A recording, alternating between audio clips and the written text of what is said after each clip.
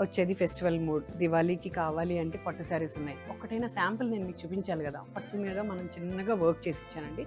అదొచ్చేసి ఇది ప్యూర్ కాంచీవరం మీద ఇలాగ సింపుల్గా కర్దానా అండ్ బుటీక్ కాంబినేషన్ ఇచ్చాను. ఎంత ముద్దుగా ఉందోనండి. సింపుల్ బార్డర్లో ఏ హైట్కైనా యూజ్ అయ్యేలాంటి ఒక సింపుల్ శారీ చక్కగా ఉంది. చిన్న బార్డర్ ఇక్కడ, ఈ బార్డర్ మీద ఈ సైజులో మాత్రమే బుటీస్ హైలైట్ చేశాను కర్దానాతో.